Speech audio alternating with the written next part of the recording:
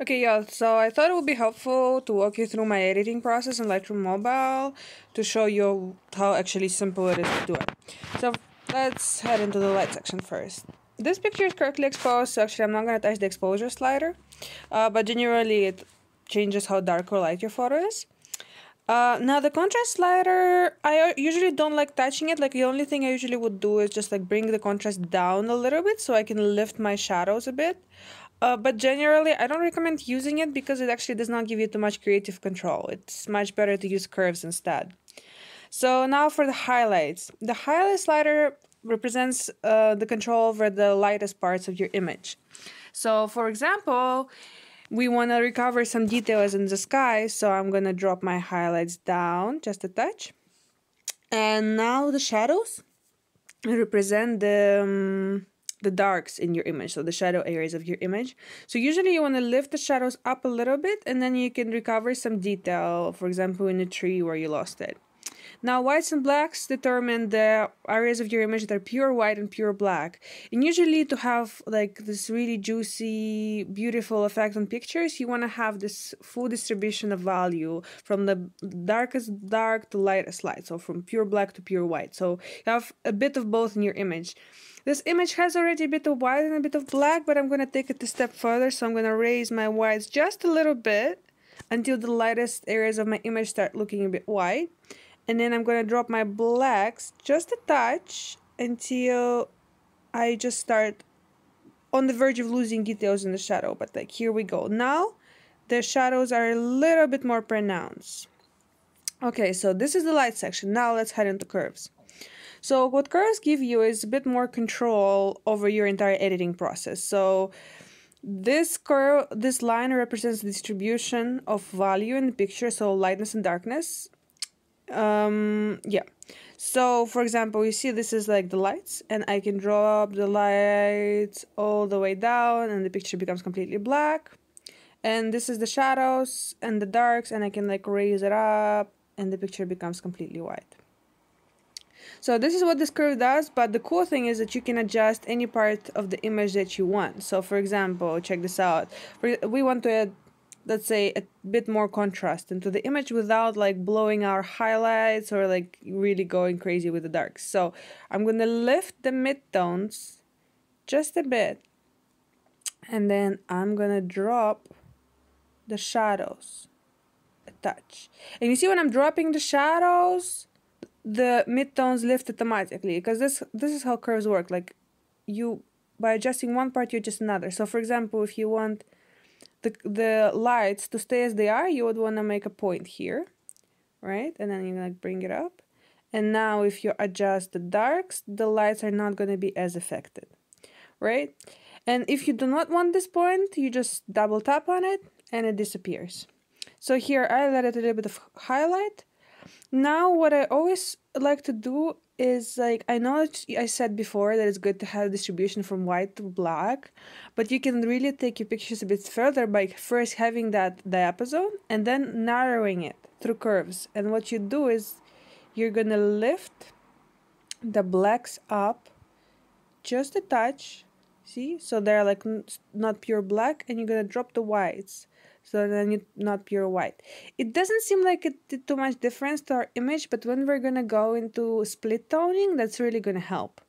Okay, so let's check out the RGB curves. So RGB curves are these ones here, and each of them responds to different channels. So this is the red channel, so it affects like all the reds and makes your picture red. So see, if I increase it up to maximum, then the picture is gonna get red.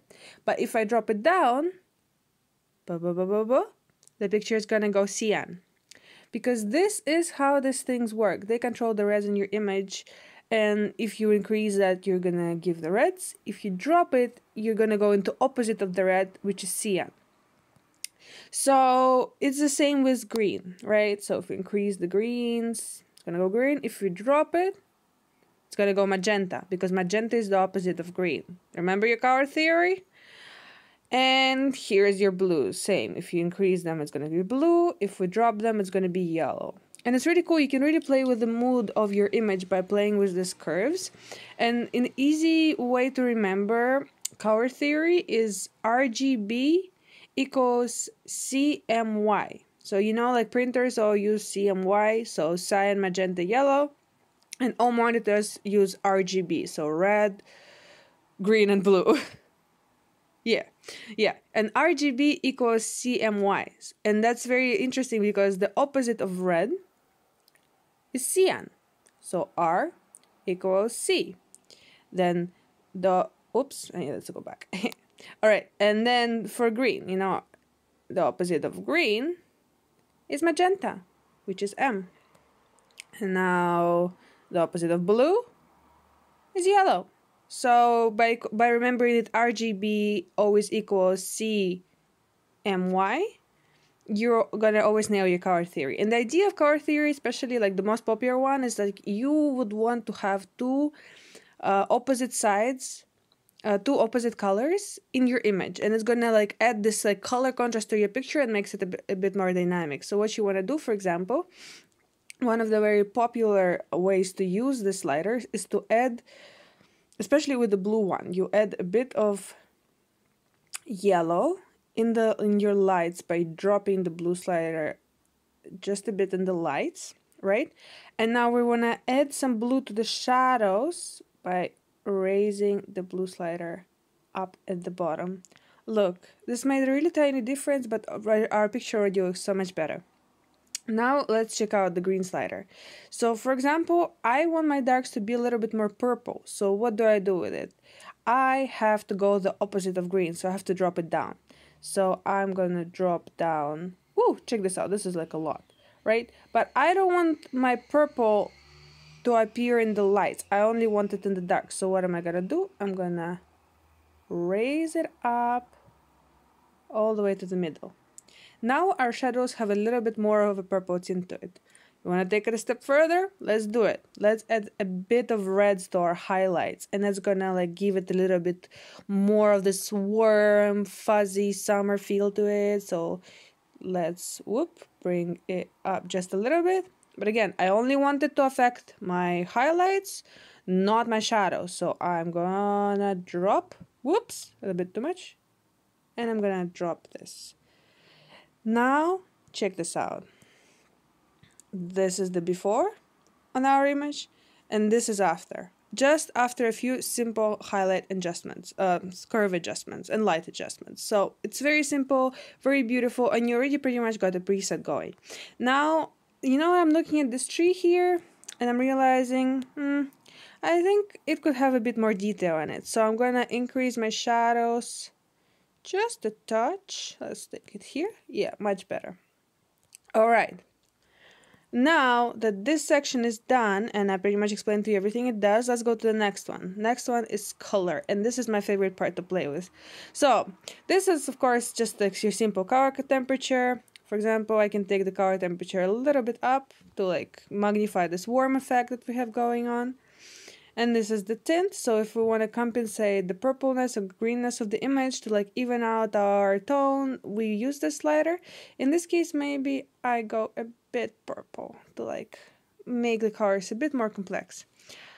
Here is the vibrant slider. It just saturates everything except for the reds. And then the saturation slider is just, well, you know what saturation does. I usually don't touch vibrance and saturation because I like to have a bit more control over my colors. So let's go into the color mix here. Now let's check this out. So first the reds. I like how the reds look on the picture, but I actually want them to be a little bit more orange. I feel like that's gonna really work well with our color scheme. So I'm gonna change the hue of the reds. You see? Well, not much is changing because we don't have too many pure reds, but I'm just gonna drop it and then drop the saturation a little bit and then increase the luminance. Okay, this makes a really nice color pop. It's gonna be more obvious with yellows, with oranges. For example, let's take our oranges, and for oranges I wanna, let's see, this is gonna happen if we take them to more red, and this is if we make them orange. Yeah, let's make them a bit more red. And then I can drop the saturation down. Check this out. Drop it down, and then it's gonna give like a little bit more of like this softer color. And I'm gonna bring the luminance up See, luminance down, luminance up. And like when you bring the luminance up, the color like begins to glow a little bit. And I really like this effect in pictures because it adds a bit more of local contrast in there. Now let's go into our yellows. I like playing with yellows, and check this out. By changing our yellows, we can completely change our tree. We can make it green, we can make it red, whatever in mood you're in. I think I'm in the mood for like this warm fuzzy tree. So I'm gonna change my hue a little bit down. Here we go. And now I like personally to decrease the saturation a bit. Like you can increase the saturation and make your picture like super summer and fuzzy, but I like to go for that a little bit of like Wes Anderson look in my pictures. So I'm gonna drop the saturation down, and that's gonna like soften that yellow a lot. And then I'm gonna, let's see, bring the luminance up a bit to add that local contrast. Now greens. Greens are fun. Let's see if we have any greens. Yeah, we have some greens in the image, and as you can see with the yellow, we can really move it around and change how our tree looks. So I would say for this picture, I don't want actually any green, so I'm going to shift it towards yellow side, and I'm going to drop on the yellow side, and then I'm going to drop my saturation. Maybe not all the way out, but drop it a little bit. And increase the luminance. Woo! Check this out. Now, let's see. What are our aqua? I usually sometimes increase the saturation just to see if I actually have this color in the image. So for example, right now, check this out. I'm moving the aqua slider and nothing changes because we actually don't have this color in the image, so we don't have to adjust anything. Now let's go into the blues. Ooh, blues are very important. So check this out. Boom. Boom. Can completely change the image. I usually like going a bit cyan because then you have this nice contrast between cyan and yellow, and like cyan and orange. And it's actually a very popular color scheme with many photographers for the reason that it gives you this beautiful color pop. Now, again, I'm going to drop my saturation down a little bit to have it a little bit more subdued, so to say.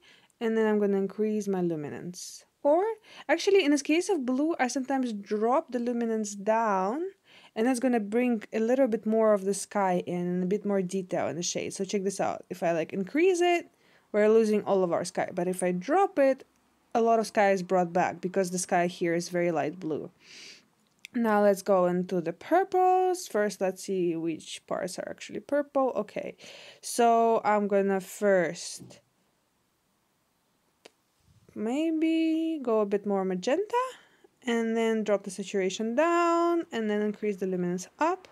I think that looks nice. And then let's check out the magenta. So okay, move the saturation slider to figure out what's going on. Drop it down, increase the luminance, and I'm gonna move the hue just a bit.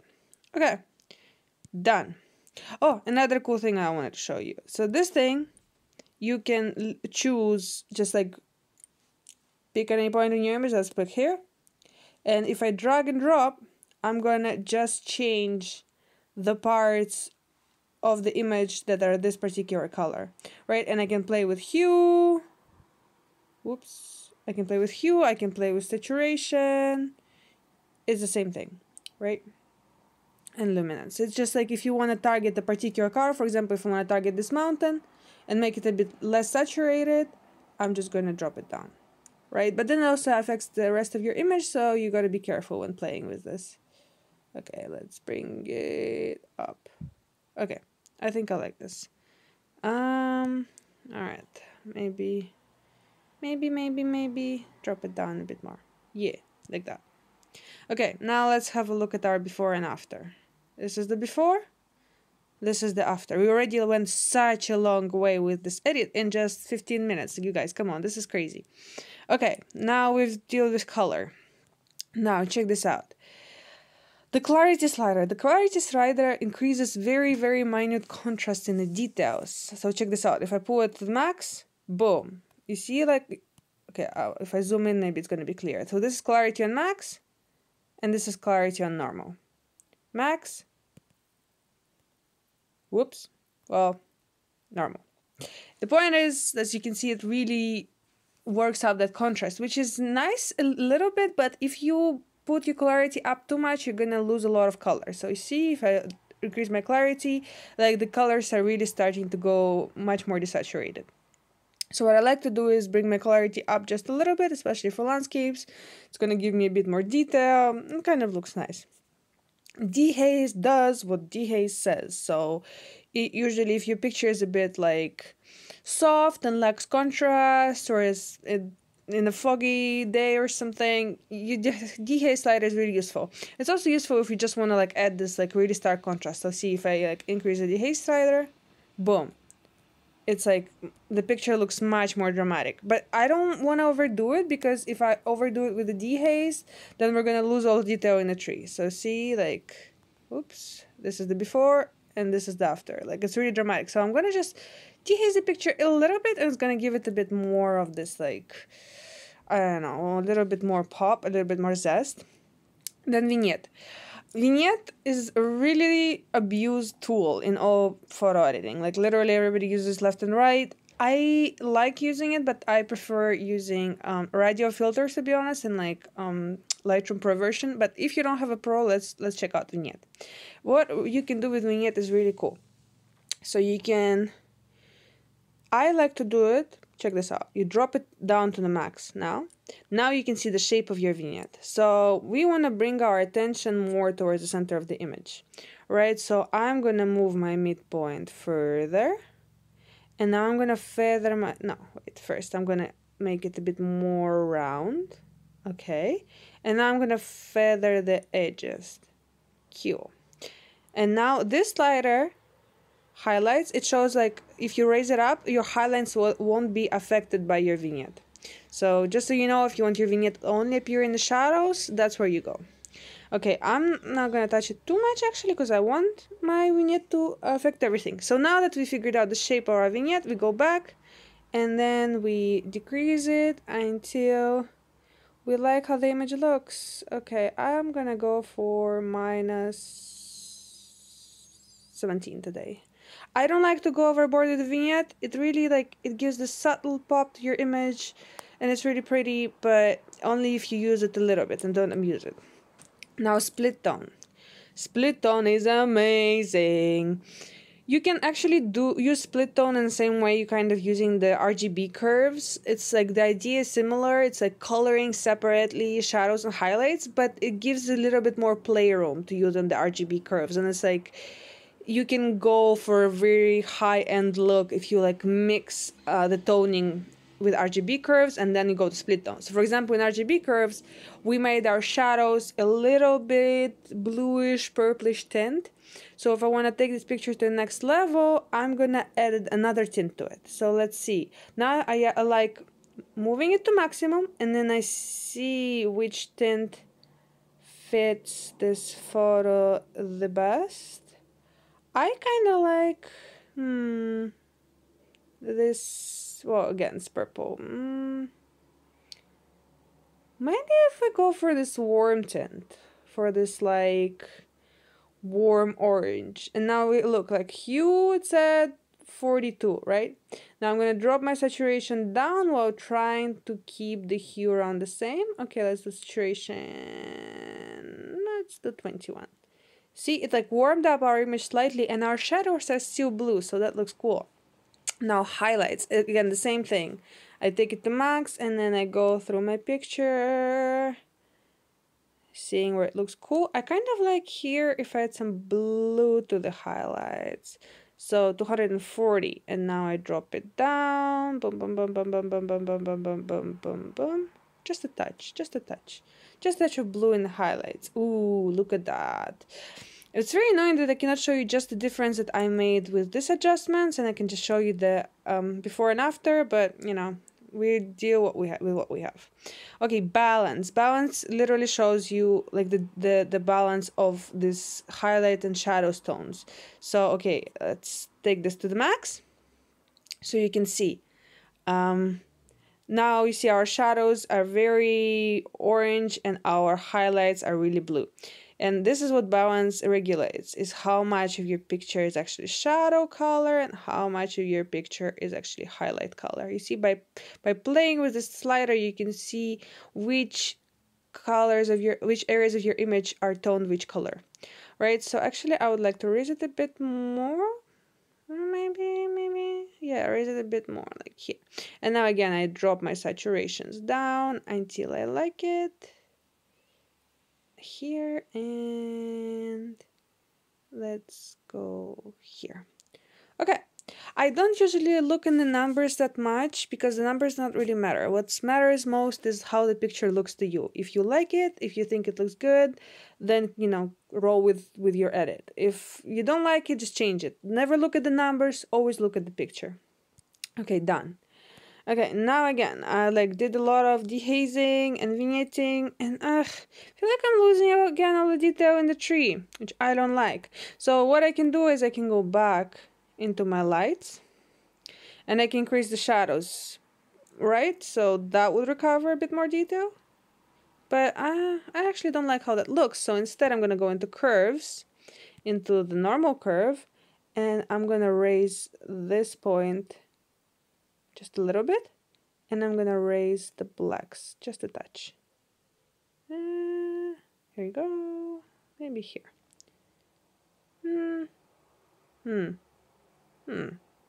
Yeah. Alright. Why the hell not? This looks good. Alright. Important thing is not to obsess too much because sometimes you can get stuck for hours editing the same picture. True story, bro. Alright. Now, we've figured out the light, we've checked out the color, we checked out the whatever this is, right? Now, let's see. Sharpening is useful sometimes to give a picture a little bit more of a pop. Let's see. But again, important not to overdo it because then it just starts looking grainy and not cute. Just not cute. Just don't do it as shit. Okay, just drop this down. Let's take maybe 35. 35 is fine. Yeah, and it just give it a little bit more of this zest. Let me show you the other things. So, sharpening, boom, right? Let's go sharpening a lot and then see radius and detail. So radius of the sharpening literally shows you how large of a pixel area is affected. Because usually what the program does, it detects edges, and this is literally how fat the edge is. So if I raise it, you're really getting this aggressive sharpening. If I drop it, the sharpening becomes a bit more subtle. So I want to go somewhere here, and then detail is literally how much detail the program tries to bring out. See, this is 0 detail, this is max detail. So it's kind of all the subtleties of sharpening. Okay, drop down the detail. I'm gonna drop down my sharpening so it doesn't look crazy. Noise reduction, I don't really need it, but generally it reduces noise. So okay, actually I can show you. So check this out. Increase the sharpening.